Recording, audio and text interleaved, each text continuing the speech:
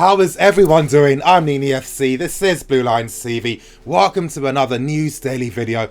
And in today's News Daily video, I'm going to be talking about and giving my opinions on Lozano links from PSV. I'm going to be talking about Gary Cahill, Cesc Fàbregas, Tammy Abrahams, and I'm going to be talking about Callum Hudson-Odoi and his potential move to Bayern Munich. But you guys, if you like the video and if you like other content I make, smash that like button. Help me get more than 500 likes for today's video, and don't forget to press the bell notification button as well to stay tuned to all things Blue Lions TV.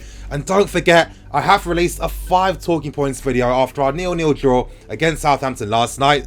In today's video, I speak about quite a lot of interesting things, so I would love if you guys watch it later when you have time, and leave your thoughts and opinions below in the comment section for that video. Moving straight into the first report, of course I need to talk about Lozano, and this story has been broken by Calcio Masato and a Mexican sports reporter, and they're saying that we are going to be making a £36 million move for Lozano for this window, and the reason as to why we're signing him is because Pulisic isn't going to come until the summer. We need a replacement right now. There's pressures on the club due to attacking players having injuries, and we need more attacking players for Sarri. A Mexican reporter also validated this report. He said that Napoli are another club interested in signing him, but he said that he expects Chelsea to make a £36 million move for Lozano for this window. Now, here's where I give my thoughts and opinions on this story. Do I know if these links are real?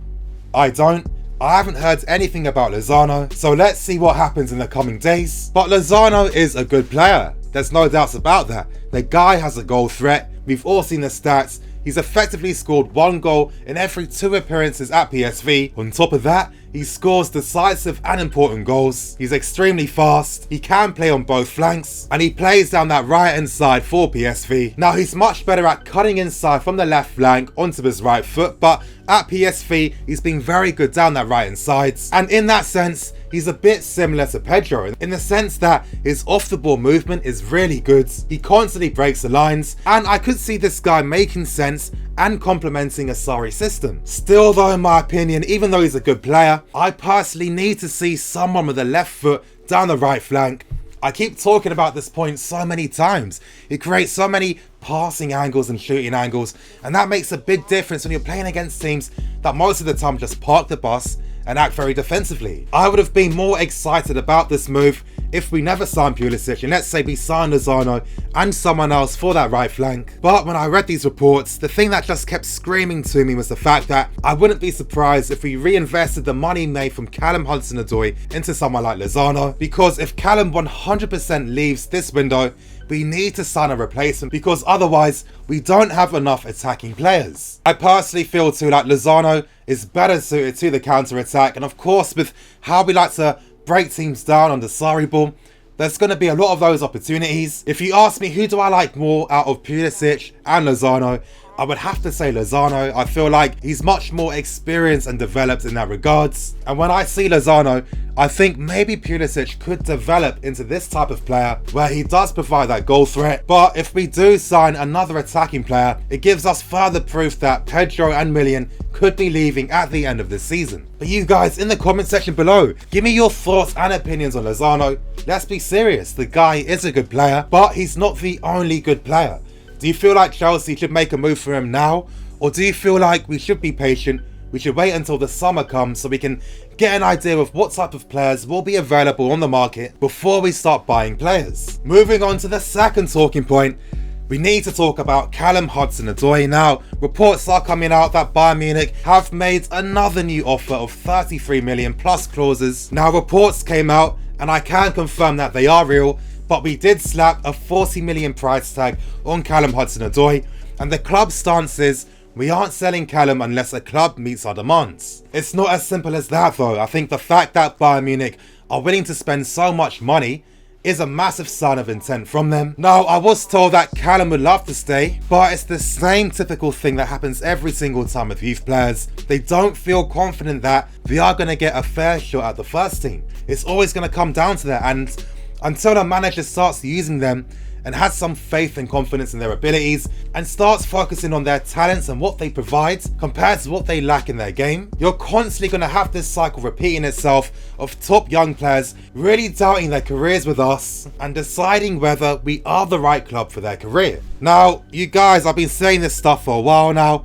Don't forget that video I released a few weeks ago detailing the crisis that we will be facing, and for a while now I've kept being told that Callum does want to go. He does want to leave. Bayern Munich are his favourite option right now. He's very interested in their project, and I think the fact that they're willing to spend so much money for him shows that yes, they have plans of using this guy in the first team. They've got a very aging team. Ribéry and Robben are in their mid-30s now. Coleman constantly has injury concerns. Thomas Müller isn't suited playing out wide. And I feel like Serge Gnabry is much better playing as a striker and in the middle compared to playing on the left. Now, these reports are conflicting, and I'm not able to really find out just yet at the time of making this video whether these reports are real, but conflicting reports are stating that we want whoever Callum signs for to have a buyback clause in the contract, so we could sign him back for a specific fee. But another report I keep reading is the fact that we're looking to add the percentage of the profits made from a potential Callum Hudson-Odoi sale if he ever left Bayern Munich. And I think that would make sense, as we've seen guys like Salah and De Bruyne sign for Man City and Liverpool for big money, and we really could have made some money from those sales. Now, the only ray of hope we have is that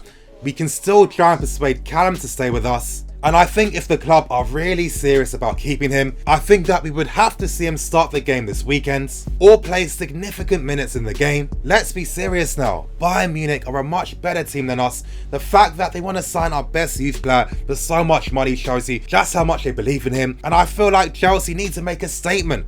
We need to be like, you know what? We're not going to keep continuing to make these same mistakes. Callum, you're going to have a future here. We believe in you. Here's the game time you need. We're going to stop signing all these players that are going to be roadblocks or give you unnecessary competition. But again, that's really hopeful. And I honestly feel like that would only happen if maybe someone like a Pedro or Willian had a long-term injury. Of course, let's hope they don't, because you never wish that type of stuff on players. But realistically, that's the only way that a young player can get that sustained amount of game time to really impress a manager. And there's been some famous results. I mean, for example, De Gea. De Gea was so fortunate to get his opportunity. Both Atletico Madrid goalkeepers were out with long-term injuries. De Gea was the third choice goalkeeper in a different dimension. That never happens, and De Gea isn't playing for Manchester United now. That's how fine this line is. And until we start giving these guys some confidence in us, they're not going to decide their futures with us. And I'm not going to be surprised to see way more young players making the decision to leave us early before they sign a contract. Look at Mason Mount. Realistically,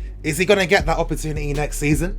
Most likely not. But still, let's try and believe in Marina for now. Hopefully she can persuade him to stay. But in my opinion, if I was Callum, I would leave to Bayern. Now, moving on to the final three stories. When it comes to Gary Cahill, I was hearing before that he was close to moving to Aston Villa, but that move broke down because Aston Villa have financial fair play commitments, and when it came to money, they weren't able to afford Gary Cahill and still stay under the books. Now, Terry was a massive advocate for Cahill to move to Aston Villa. Since then, I have heard that Monaco are really interested in Gary Cahill, but I think that they just signed Naldo from Schalke today, so currently it's looking like Fulham are the favourites to get Gary Cahill. I think it's the right move. I think with Cahill, of course, he has been a good servant, we can't deny that. It's not his fault that he's been playing more. I guess he has been impressing certain managers, or maybe he has certain attributes that guys like Conte likes, but in my opinion, he's always been a squad defender for me. But still, he's had some very decisive moments for us, and obviously good luck to Cahill for the future. And now it's time to move on to Cesc Fàbregas,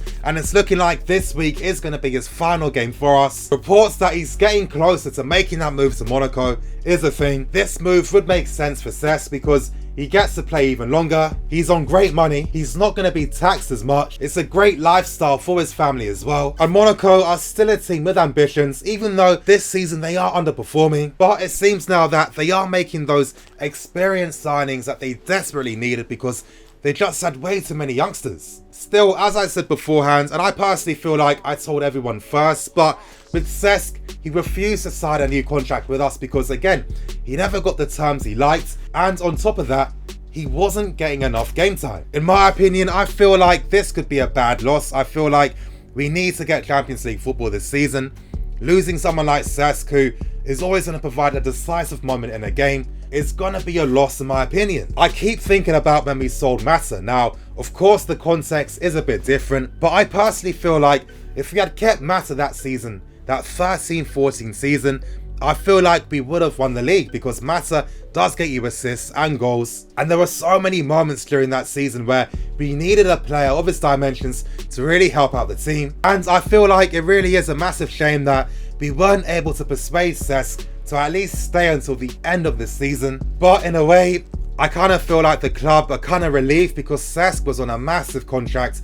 He hasn't been playing as much. I don't personally feel it's because he's not good enough. I feel like it's because managers have their own different tactical ideas, and Cesc unfortunately was just not able to fit into those ideas as much. Still, good luck to Cesc in the future. He's always been a player that I have admired and I do like.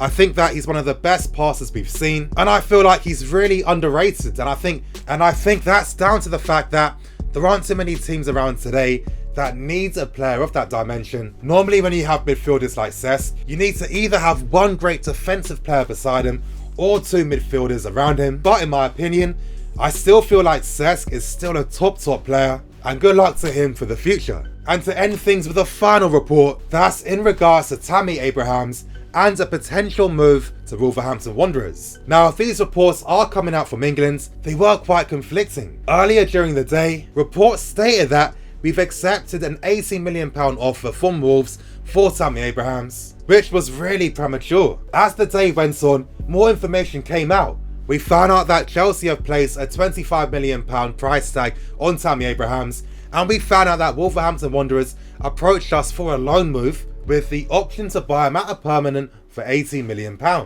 But as the day went on, guys like Matt Law, who's a very reliable Chelsea source, stated that this in fact wasn't correct. Nothing's been accepted from us. He did say that Chelsea and Tammy are talking to assess his options this window. If I was Tammy, I would be looking for a Premier League team or a decent team abroad, and I think that Wolves would be a great team. I think under Nuno, tactically they're amazing.